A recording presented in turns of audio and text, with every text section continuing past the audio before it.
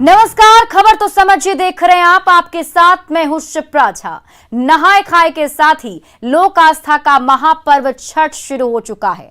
पहले अर्घ से 2 दिन पहले सीएम नीतीश कुमार ने नासरीगंज घाट से लेकर कंगन घाट तक घाटों की तैयारियों को देखा। पिछले 15 दिनों में तीसरा और 5 दिनों में ये दूसरा मौका था जब सीएम ने घाटों को बारीकी से देखा। बार बार सीएम क्यों घाटों का जायजा ले रहे हैं, क्यों सीएम घाटों को लेकर इतने ज्यादा सजग हैं? आप ये रिपोर्ट देखिए, फिर खबर तो समझिए।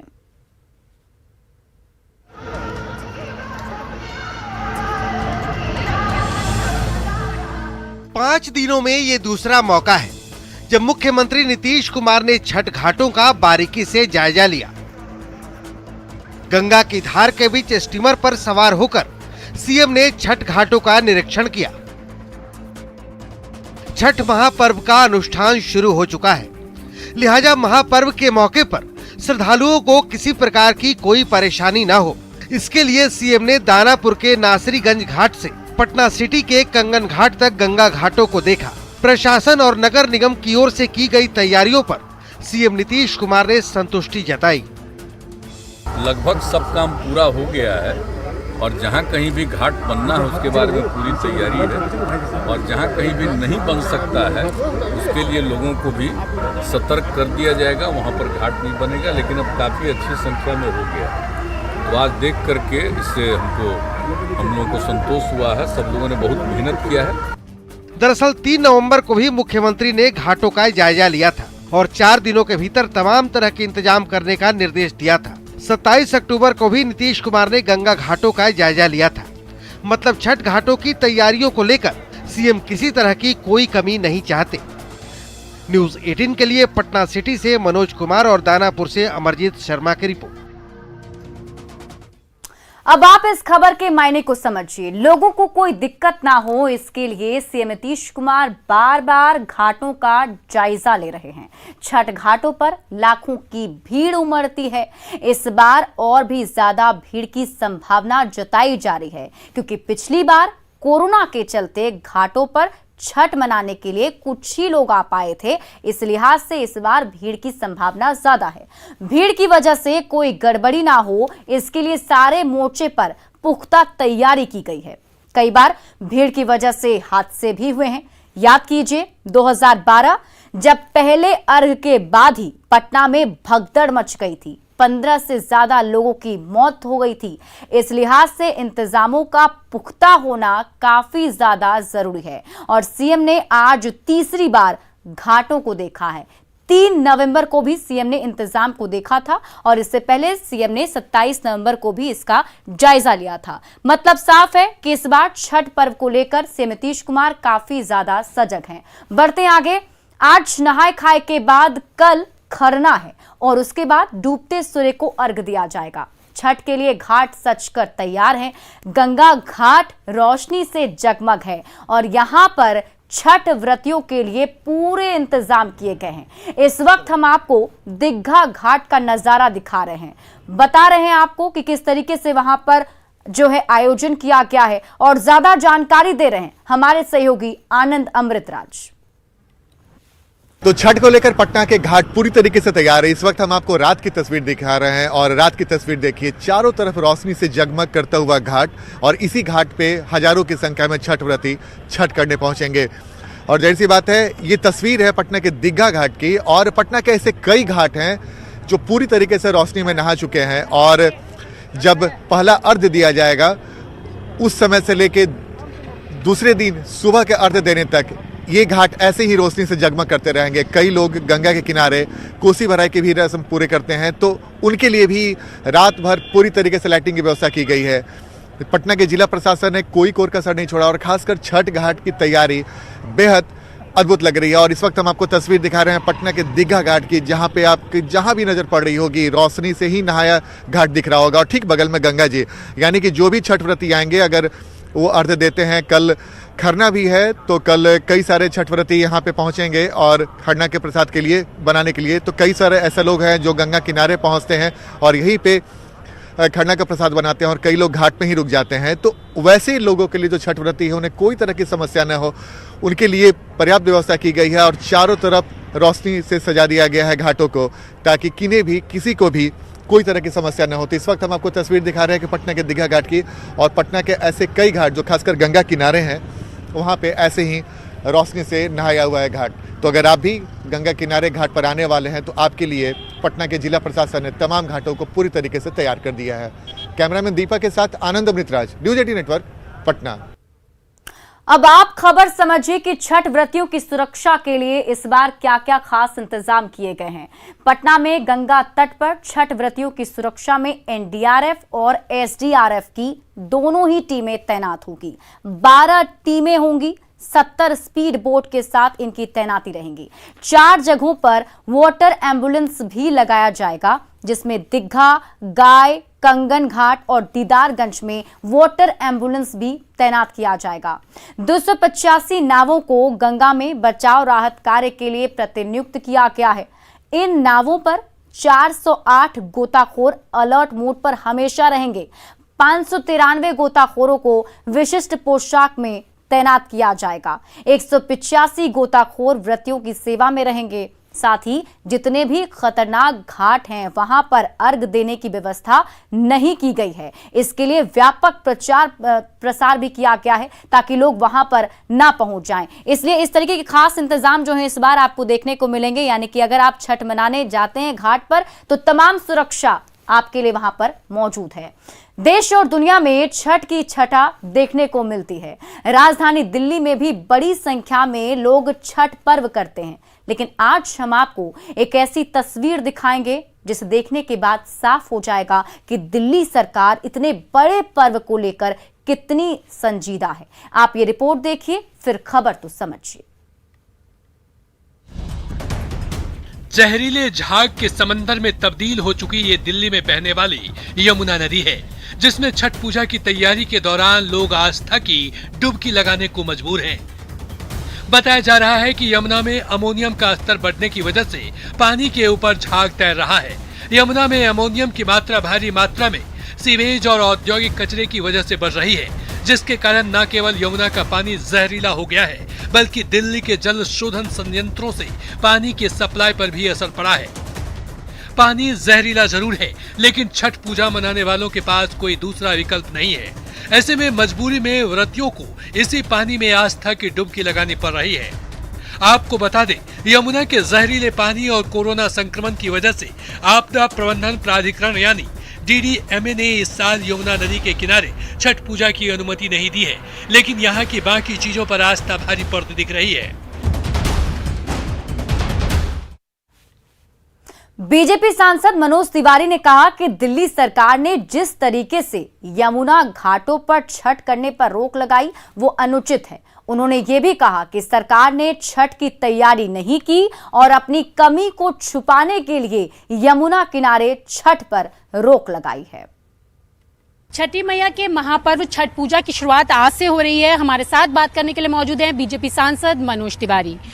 मनोज जी, छठ पर्व की शुरुआत आज से हो रही है और दिल्ली में यमुना घाट पर छठ पूजा पर रोक लगा दी गई है, पूजा नहीं करने दी जा रही है, क्या कहना चाहेंगे?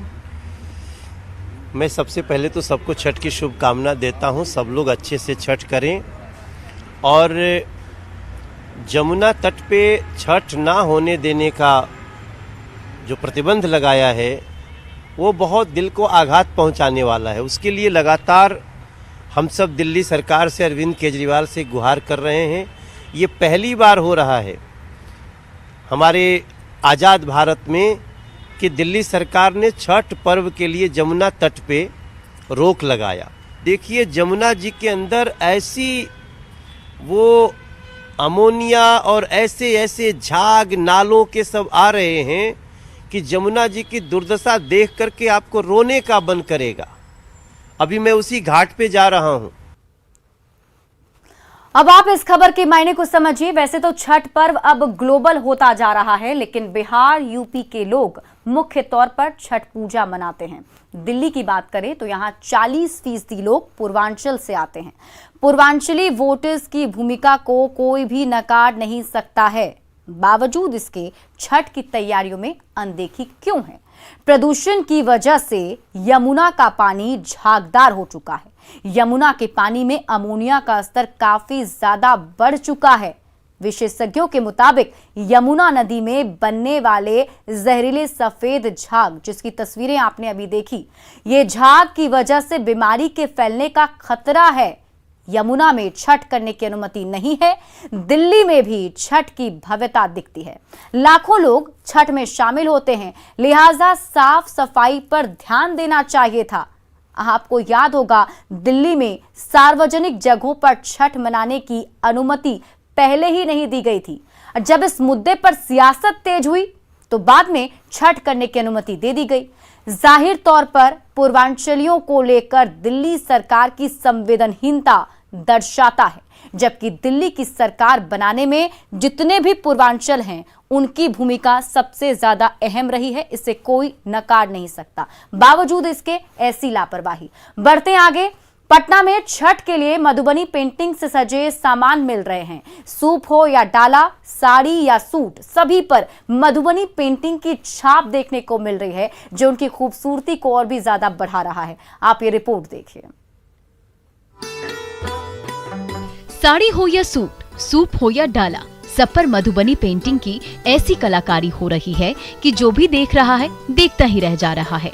शानदार चित्रकारी से सराबोर इन सामानों की तस्वीरें बिहार की राजधानी पटना से आई है। यहाँ छठ पूजा के लिए जो भी सामान बिक्री के लिए रखे गए हैं, उन्हें मधुबनी पेंटिंग से सजाया गया है।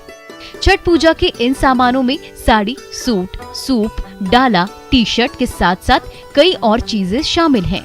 खास बात ये कि इनका ये सामान बिहार के बाहर मुंबई और पुणे के साथ साथ ऑस्ट्रेलिया समेत कई और देशों को भी भेजा जा रहा है। मधुबनी पेंटिंग में सामान्य तौर पर प्राकृतिक चीजों का चित्रण रहता है, जैसे पेड़ पौधे, फूल, जीव जंतु को चित्र में उतारा जाता है। पेंटिंग को बनाते हुए गहरे रंग का इस्तेमाल अधिक किया जाता है और ये रंग भी प्राकृतिक होते हैं। हल्दी, गोबर, फूल, नील आदि का प्रयोग रंग को बनाने में किया जाता है। अब आप इसके मायने को समझिए। छठ महापर्व की परंपरा प्रकृति से जुड़ी हुई है। छठ सूर्योपासना का पर्व है, यानी कि इसमें सूर्य की उपासना की जाती है। मधुबनी पेंटिंग का महत्व भी काफी ज्यादा अलग है।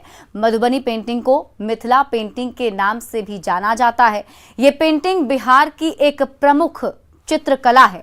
कहा जाता है कि इस कला की शुरुआत रामायण के युग में की गई थी। उस समय जब राजा जनक ने मां सीता के विवाह के अवसर पर इसे गांव की औरतों से बनवाया था। मधुबनी पेंटिंग में ज्यादातर कुल देवी या फिर देवताओं का चित्रण ही देखने को मिलता है। तो ऐसे में इस बार भी मधुबनी पेंटिंग की खास झलक जो है आपको छठ के सामग्रियों पर दिखेगी। चाहे सूप हो, डाला हो, उस पर इस तरीके की पेंटिंग आपको देखने को मिलेगी, जो काफी ज्यादा आकर्षित भी करती है। बढ़ते आगे, शराबबंदी का फैसला मुख्यमंत्री नीतीश कुमार के दिल के बेहद ही करीब है। नशा मुक्त बिहार सीएम का एक ड्रीम प्रोजेक्ट रहा है, लेकिन पिछले दिनों जहरीली शराब की वजह से राज्य में 34 लोगों की मौत हुई, जिसके बाद सीएम नीतीश कुमार एक बार फिर से शराबबंदी की समीक्षा करने वाले हैं। शराब कांड पर सीएम ने चिंता जाहिर की और एक बार जागरूकता पर फिर से जोर देने की बात कही। सीएम ने उन लोगों को भी निशाने पर लिया जो अनर्गल शराब कांड को लेकर बयानबाजी कर रहे हैं।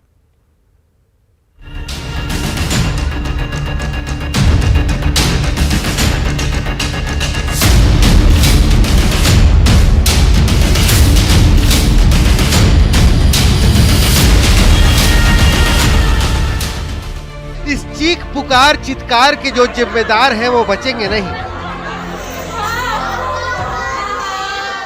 शराबबंदी को कमजोर करने वाले बख्शे नहीं जाएंगे, क्योंकि महापर्व के बाद सीएम शराबबंदी की बड़ी समीक्षा करने वाले हैं, जिसमें एक एक पहलू पर गहनता से विचार होगा। सिस्टम के हर उस छेद की पड़ताल होगी जिससे होकर जहरीली शराब ने पिछले एक हफ्ते में 30 से ज्यादा परिवारों का संसार उजाड़ दिया।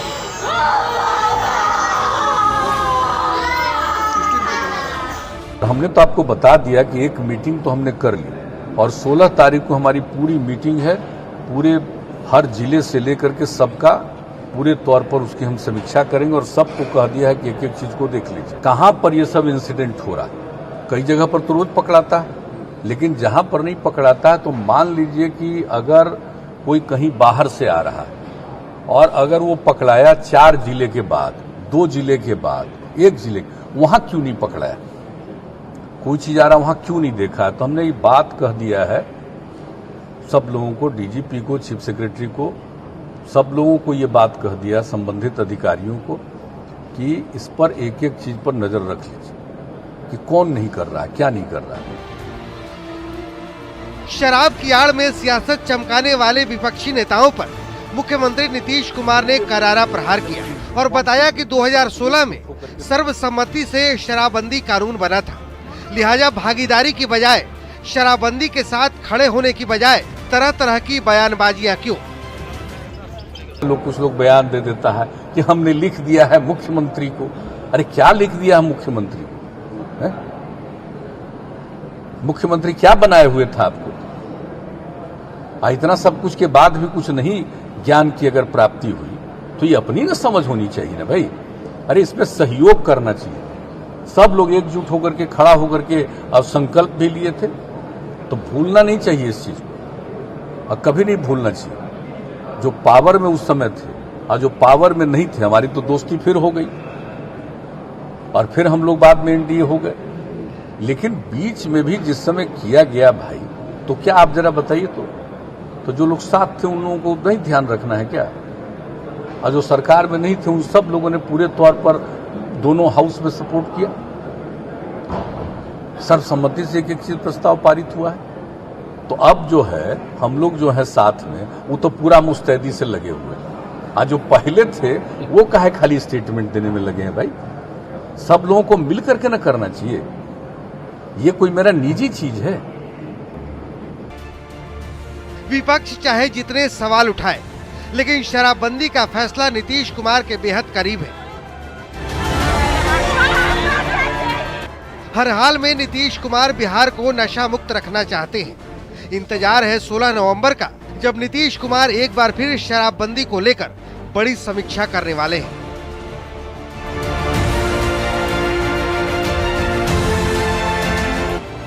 न्यूज़ 18 के लिए पटना से आनंद अमृतराज की रिपोर्ट।